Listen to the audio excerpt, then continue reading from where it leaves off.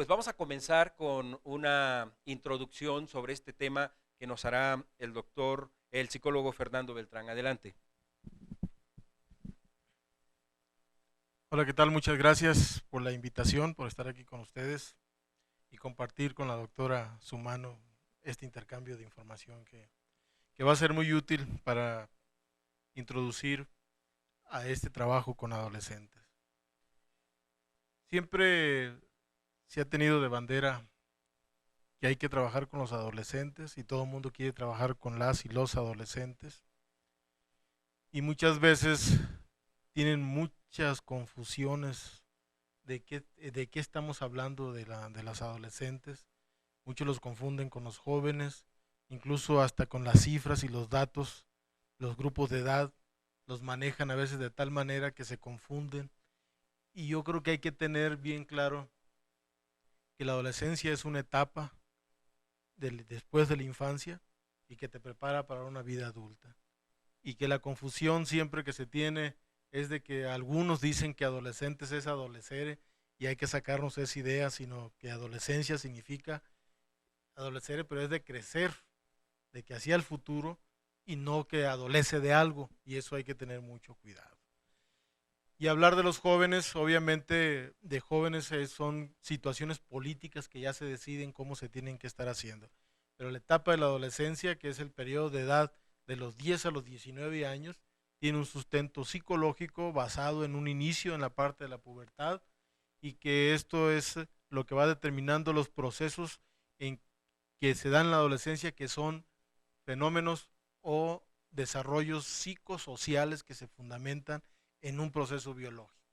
Y eso yo creo para los que se van iniciando, los que no han trabajado con adolescentes, yo creo que hay que ponerlo muy claro.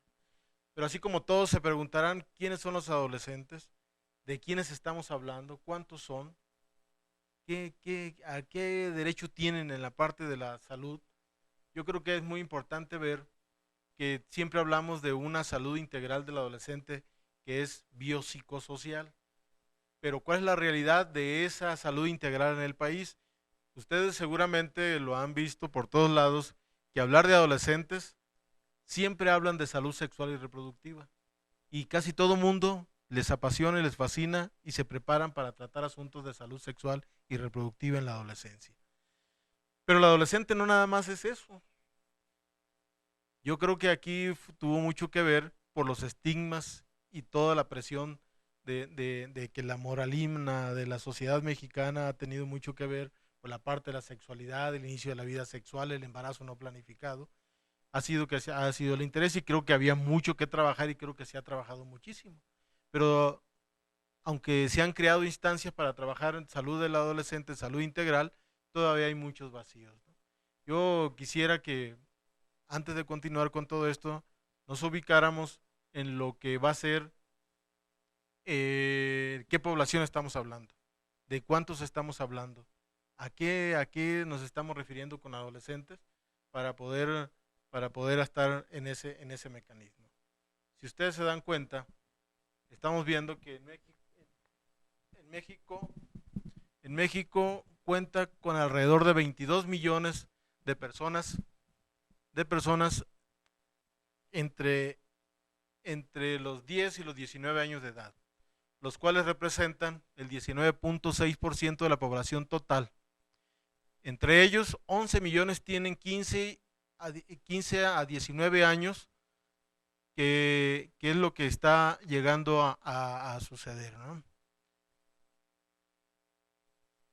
Esta parte de los adolescentes va a tender a crecer porque el volumen de que se vino dando de que hablé un bono demográfico y que con ese bono demográfico la población adolescente iba a repercutir más o menos en estos periodos de edad, pues resulta que ese bono demográfico se le perdió a México y no sabemos qué pasó, pero en realidad ni crecimos en el desarrollo económico, ni la fuerza laboral y todo ese tipo de cosas tuvo todas esas repercusiones. En este país residen 31.9 millones de jóvenes entre los 14 y 29 años de edad, de los cuales 13.2 millones son adolescentes, 14 a 19 años son son muchos de los 13.2 millones y 9.9 son adultos jóvenes de 20 a 24 años y 8.8 tienen entre 25 y 29 años. En conjunto, los jóvenes representan el 28.4% de la población total, la cual asciende en el 2010, según el último censo de población, a 112.3 millones. Este tipo de población es para ubicarnos de lo que estamos hablando. Estamos hablando exclusivamente de la población de 10 a 19 años y nos estamos yendo hasta los 24 años porque allí empieza, según la OMS, la parte de la juventud y que había que distinguirla en ese grupo de edad. Aquí hay que distinguir que en México la política para considerar joven es de 12 a 29 años y eso es otra numeralia que se tiene que analizar, que seguramente la van a encontrar, pero estamos hablando de la política. Si en México hasta los 29 años oficialmente eres joven, en otros países es hasta los 34, en España es hasta los 34, creo, en otros países hasta los 30, esas ya son políticas ya internas. Pero lo que analizamos de la adolescencia es por razones de salud, que están vinculadas a la Organización Mundial de la Salud, que son las características biopsicosociales en las cuales se encuentra la población. Por eso van a encontrar siempre numeraciones que están variando. Si nos ponemos a analizar, ¿cuál es la cobertura de salud para los adolescentes?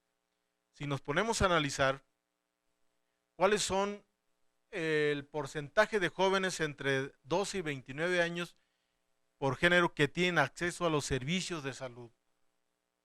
Yo creo que ha cambiado mucho todo este proceso porque fíjense por favor, en el 2005 teníamos que era el 52.50% de hombres que tenían acceso a los servicios de salud. Para el 2010 ya ascendió al 71.5%, que ya ascendió en ese sentido, los hombres ya tienen acceso a los servicios de salud. Las mujeres en el 2005 eran 47.5% y ya para el 2010 ya eran 75.1%. Yo creo que eso nos habla de cómo estaban los jóvenes, porque ¿a dónde acudían? Muchos acudían a estos lugares porque tenían acceso a esos servicios, pero sí ahorita lo vamos a analizar a dónde están acudiendo, quiénes están dando los servicios. Y ya ahorita podemos decir que en el 2010, pues ya el 73% ya de toda esta población tiene acceso a los servicios de salud. Aquí hay que tomar en cuenta que muchas de las políticas públicas de salud, lo que se ha hecho es dar acceso a los servicios de salud, que tengan una cobertura mayor, y qué es lo que se ha trabajado. Y eso ha sido fundamental porque ya se tiene mayor acceso en todo esto. Si nos ponemos a analizar, ¿dónde acuden? ¿A dónde acuden a los servicios de salud pública? Si vemos que por institución tenemos que el IMSS sigue siendo donde más acuden porque casi todos los estudiantes tienen ese acceso a los servicios de salud y que ahí estamos hablando de un 71.1%, pero era en el 2005. Si ustedes ven que en el 2005 el Seguro Social era el que tenía ese mayor, tenemos ahí, por ejemplo, apenas el Seguro Popular tenía el 7.9%, el ISSSTE el 11.4%, Pemex el 9.2% y otros tenían muy poquitos. Pero eso es el panorama en el 2005. Si nos ponemos a analizar ahorita en el 2010, cómo se ha dado, vean ustedes que el Seguro Social sigue siendo el más fuerte, pero ya no tanto como en el 2005. Si ahorita el Seguro Social cubre adolescentes en un 44.5%, el Seguro Popular tuvo un incremento notable después de las políticas de salud pública para dar mayor cobertura a toda la población, y ahí ya estamos hablando de un 38.9%, que fue lo que cubrió, y que ahorita es los dos lugares donde los jóvenes tienen mayor acceso. Y eso es una gran ventaja, que haya una cobertura mayor para poder que todos los adolescentes tengan acceso en todo esto. Yo creo que con este panorama nos podemos dar cuenta que sí, efectivamente se le da una mayor cobertura a los adolescentes, pero también es muy importante ver qué cobertura y qué atención le están dando. Y aquí, independientemente de que tengamos la cobertura, ahora hay que ver la calidad con la que se le está dando esta atención. Y aquí habría que revisar que que yo pienso que es el segundo paso que debe darse en materia de políticas públicas de salud, el revisar el modelo de atención médico del país. ¿Por qué? Porque los procesos siguen siendo los mismos, la población sigue siendo diferente y que esa parte está siendo un poco descuidada. Yo creo que con este panorama es de la población que vamos a hablar, y aquí es donde entraríamos de qué se están enfermando, qué otras cuestiones hay, y que podríamos ir ubicándonos en otro tipo de discusión de necesidades, retos, avances y retos, que es lo que nos está esperando para este cambio, a ver si ya la población adolescente pues más fácilmente acude a los servicios, y eso es el reto mayor, ¿no? Muchas gracias, psicólogo Fernando Beltrán. Quiero invitar a todos los que nos están viendo a través de el sitio de la Sociedad Mexicana de Salud Pública, que pueden participar con nosotros a través del chat. Háganos llegar sus preguntas, que estoy seguro enriquecerán este diálogo, así que estaremos esperando su participación con mucho gusto. Yo considero, doctora, que un punto importante para partir esta discusión en este contexto que nos ha puesto Fernando es saber cómo está la salud actual de los adolescentes.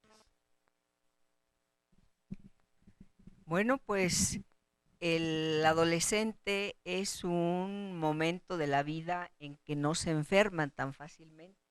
Por lo menos eso creíamos por ahí de los 70. Y creíamos completamente en eso porque no veíamos adolescentes. En muy pocos hospitales había servicios dedicados a ellos. Pasaban de los 12 años de edad a hospitales de adultos, y ese periodo tan rico de la adolescencia se perdía. Entonces estábamos segurísimos de que no se enfermaban de nada. Sin embargo, con el tiempo nos hemos ido dando cuenta que el adolescente tiene una patología específica, una patología muy especial, y que está ligada al desarrollo biológico que él tiene, que es rapidísimo, porque en ese momento él aumenta el 50% de lo que tendrá en talla para la vida adulta, el 30% de lo que tiene en masa muscular y masa ósea. Entonces es un crecimiento tan rápido, comparable solamente al primer año de la vida. Pero acá, en el adolescente, se agregan otros aspectos interesantes, como son la presencia y el incremento de las hormonas. Entonces, las hormonas sexuales hacen que el adolescente tenga características especiales en su cuerpo, que aparezcan los caracteres sexuales secundarios, que aparezcan el hecho de la atracción hacia el otro sexo, que se manifiesten conductas sexuales que, bueno, en determinados momentos el adulto no hemos estado considerando como parte normal y fisiológica de su conducta. Entonces también existen algunas características relacionadas con su conducta, con la conducta del adolescente. Así como vimos que crece tan rápido y aumenta su masa muscular, toma retos. Entonces este adolescente es inquietísimo, ¿no? Es inquietísimo, está investigando una serie de cosas, y también de eso se derivan los problemas que tiene el adolescente, porque no solamente se enferma el adolescente, sino que se muere también, creíamos, y él mismo cree que es inmortal, imagínense, porque se adquiere muchísimos riesgos, ¿no? Entonces, no sé si se escuche, pero se creen de plástico. Sí, así es, se creen de plástico, y también tenemos el hecho de que se cree inmortal, se cree de alguna manera también pues independiente, y también se debe de creer infértil, porque resulta que en este momento los problemas del adolescente vemos que están relacionados básicamente con embarazo. Esa no es una enfermedad, pero esto está relacionado con su conducta y las, No es una enfermedad, pero sí está siendo ya un problema de salud. por supuesto, eso sí, es un problema de salud pública, porque, bueno, pues creo que es muy importante el hecho de que nos demos cuenta que la educación sexual no ha sido la adecuada en este tiempo, ¿no? Sino que pues él considera que tiene que comenzar a practicar en estos aspectos. Y bueno, pues ahí vemos también que se enferma de infecciones de transmisión sexual. Sabemos que un alto porcentaje de adultos que en este momento tienen SIDA adquirieron este problema durante la adolescencia precisamente, ¿no? Porque se ponen en todos los riesgos, ¿no? Adquieren y están pendientes de todos los riesgos. Bueno, pues hemos visto que la patología del adolescente ha cambiado. Cuando yo estaba en un primer hospital de tercer nivel, lo que veíamos muchísimo era en primer lugar la epilepsia. Eran los trastornos de respiratorios y los trastornos parasitarios. Posteriormente esto ha pasado a segundos y terceros lugares, pero no ha desaparecido por completo, sino que se han agregado otras patologías. En este momento, por ejemplo, tenemos una patología importantísima relacionada con la nutrición. La obesidad en el adolescente es un problema también de salud pública. Y no solamente la obesidad, sino que también los trastornos de la alimentación. Los trastornos de la alimentación relacionados con la anorexia, que pues, no quiere comer la adolescente, o con la bulimia, ¿no? Que quiere comer demasiado y de pronto pues va a vomitar directamente porque pues eso es lo que está ocasionando ese problema que tiene. Bueno, en la morbilidad hospitalaria tenemos que es una pauta para comprender el comportamiento del adolescente y para saber si hay un avance o retroceso de alguna de las enfermedades. Entre los 10 y los 14 años tenemos que los egresos hospitalarios, en primer lugar, son debidos a la enfermedad respiratoria aguda. Hay infecciones intestinales en segundo lugar. En tercer lugar, infecciones de las vías urinarias, las úlceras, las gastritis. Y esto nos quiere decir también que el adolescente pues es un individuo que está muy estresado.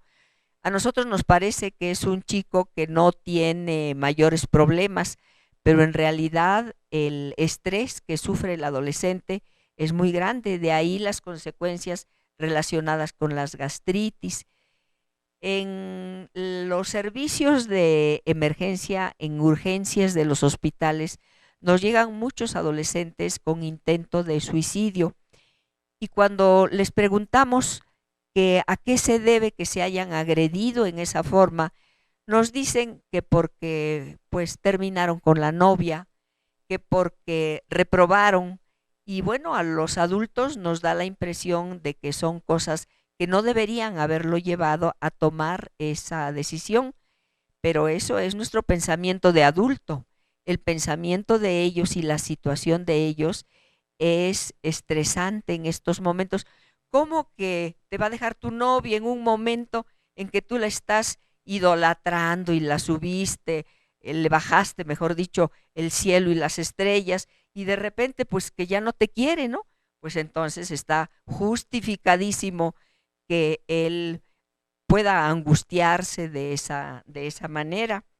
Se enferma también de problemas infecciosos que siguen siendo básicos. La varicela, por ejemplo, era un problema que pensábamos que con que nos inyectaran, nos vacunaran una vez, ya no se iba a volver a presentar. Y bueno, ahora no solamente los adolescentes, sino que los adultos están teniendo este problema. Hay asma, hay intoxicaciones por picadura de alacranes, hay también la influenza estacional, el dengue, las faringitis, siguen los problemas de parasitosis, la salmonelosis, y en el 2009 pues los egresos se vieron matizados por la influenza A H1N1. Y bueno, eso fue algo nuevo para todos nosotros y los hospitales se vieron llenos de este tipo de problemas. Bueno, hay otras morbilidades como son las infecciones renales, las infecciones renales terminales. Los adolescentes se mueren por esto. Infecciones de vías urinarias también e infecciones intestinales. Además, la primera causa por la que asisten ellos a un servicio de urgencias son por accidentes, por traumatismos. Eso nos está hablando de la gran energía que tienen los adolescentes y que no la saben canalizar bien. Esto muchas veces es favorecido por los adultos que les permitimos el hecho de que conduzcan algunos pues sus automóviles, sus carros y bueno, también somos víctimas de ellos cuando están manejando algunos servicios públicos. Entonces ahí vemos accidentes, vemos una serie de problemas al respecto, ¿no? Egresan más los adolescentes de 15 a 19 años de los hospitales de este tipo de problemas. ¿Y por qué? Pues porque no hay cultura de prevención. Yo creo que nosotros los médicos en medicina de adolescentes vamos a tener que trabajar en esto, en la prevención. Desafortunadamente nos han preparado para salvar vidas, pero no se trata de salvar vidas a este costo, se trata de que trabajemos en prevención. Muchas gracias, doctora Enriqueta Sumano. Yo creo que, como bien dijo Fernando Agustín, eh, adolescente no quiere decir que adolece o que carece de algo. Y considero que debe ser un tanto difícil diseñar un programa dirigido específicamente a ellos en cuestiones de salud. ¿Cómo hacerlo para atraerlo, para llegarles a los adolescentes en temas de salud? Bueno, sí, desde luego lo que nos comentó Fernando Beltrán, esta situación de que es harto complicado comprender la dimensión de la problemática adolescente y la problemática juvenil. Fernando nos orienta en esta situación de a quién consideramos adolescente, a quién consideramos población joven. Creo que es un tema, digamos, como básico de arranque si pensamos en el diseño de una política pública dirigida a estos grupos de edad. Eh, Como bien se ha señalado, hay rangos establecidos por las autoridades a nivel internacional en términos de salud. La doctora Enriqueta hacía una serie de señalamientos respecto a la evolución biológica y psicológica de las personas jóvenes, este tránsito que es difícil, digamos, como de apuntar en términos de sucesos específicos entre la infancia, la adolescencia, la juventud y la edad adulta. Por supuesto, para efectos estadísticos nos, digamos, vinculamos a las definiciones que están establecidas. Hay que pensar también en otras dimensiones, no solo en lo que los propios profesionales de la salud han definido, sino desde luego en otros rangos, ¿no? Cuando una persona joven es sujeta de derechos, de responsabilidades y de obligaciones. En nuestro país, como bien sabemos, a partir de los 18 años de edad, tenemos consideraciones en cuestiones jurídicas y civiles, por un lado. Por otra parte, ¿quién nos garantiza o quién nos dice que no hay sucesos vitales que modifican la condición de niño, adolescente, a joven, ¿no? Desde luego, un evento tan trascendente como pudiera ser un embarazo en una mujer a edades 12, 13, 14, 15 años, como sigue sucediendo desgraciadamente en nuestro país, pues ahí tendríamos que pensar en que biológicamente podríamos decir, sigue siendo una pequeña, pero ya la condición de vida, la condición de ser madre, le cambia desde luego, y esto pues ya es complicado. Ahí hablamos de muchas niñas que están jugando a ser mamás de alguna manera. Las autoridades de nuestro país y por supuesto los legisladores se han dado la tarea por trabajar con estos esfuerzos, con estas cuestiones de rangos de edad, y tenemos una ley que protege a niños y adolescentes. Ahí hablamos de otro rango de edad. El Instituto Mexicano de la Juventud tiene sus propios rangos de edad. En fin, creo que esa es toda una dimensión del análisis y la discusión. En estos últimos años se han hecho esfuerzos por generar políticas públicas y programas dirigidos a jóvenes y adolescentes desde una lógica de salud. Lo ha hecho la Secretaría de Salud, desde luego, lo ha hecho el Seguro Social. Han hecho esfuerzos también a población rural e indígena. Tenemos pues experiencias, me parece que valen la pena retomar. Quizás no podamos hablar aún de éxitos, creo que estamos lejos de ello, pero son cuestiones por reflexionar. Hay muchas orientaciones también que recibimos de organismos internacionales sobre los puntos clave a trabajar con adolescentes. Pero además de todo, Jorge hacía una pregunta que, bueno, una cosa es lo que los especialistas pudiéramos sentarnos y definir, pero ¿en qué medida las y los adolescentes, las y los jóvenes van a poder participar en el diseño de estos programas que van dirigidos a ellos? ¿Cómo podemos involucrarlos, sumarlos al esfuerzo de reflexión? Ellos son, creo yo, los primeros que tendrían que decirnos cómo, por dónde, qué necesidades, cómo acercarnos a ellos, cómo involucrarlos. Se comunican de manera diferente a la mayoría de los adultos, y no es que hablen en idioma marciano, es que tienen otros medios. A diferencia de muchos de nosotros, utilizan mucho más, por ejemplo, las redes sociales o los dispositivos móviles. Yo le diría a cualquiera de mis compañeros, ¿quién le puede entender a los mensajillos de teléfono que se envían tan rápidamente y muchas veces con claves? No son otros idiomas, son códigos de comunicación diferentes. Y nosotros los adultos, que nos toca diseñar o ejecutar programas dirigidos a ellos, generalmente diría yo siempre bien intencionados, pues quizás no estamos llegando como ellos esperarían que lleguemos. Quizás estamos haciendo mensajes que a nosotros los adultos nos parece que son los adecuados.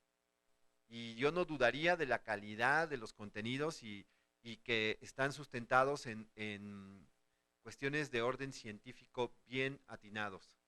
El asunto es qué tanto están siendo atractivos e interesantes a la población joven. Por ahí lo dejaría en este momento. Muchas gracias, Agustín. Yo creo que tanto Fernando como la doctora y ahora tú nos han puesto en contexto de lo que se pretende en esta emisión de Sociedad de las Ideas y que queremos compartir con ustedes para que a su vez nos hagan llegar comentarios y dudas y podamos juntos aquí con los expertos en el tema, yo solamente soy un conducto, para que nos ayuden a entender, comprender, a actuar en función de lo que son los adolescentes. Los temas que mencionaban por sí mismos, a los que se enfrentan los adolescentes, pues requieren de una discusión propia. Las adicciones, la salud mental, la obesidad, las enfermedades incluso como la diabetes, que ya se están presentando en edades infantiles, adolescentes también, y por supuesto el embarazo, ¿no? que tengo entendido será un tema más adelante de Sociedad de las Ideas para analizarlo con profundidad. Y hay una pregunta de Alicia Hernández al respecto. Dice, ¿qué pasa con el índice de embarazos en adolescentes? ¿Quisieras contestar, Fernando? Hablar sobre eso. Bueno, hasta ahorita, como es un tema que se va a ver posteriormente, la parte de los embarazos en adolescentes han ido creciendo, y sobre todo lo que más está creciendo es el embarazo no planeado o no planificado en la población adolescente. Generalmente la población joven adolescente pues era una población que supuestamente por allá en los 90 eran como de 400, 500 mil embarazos anuales.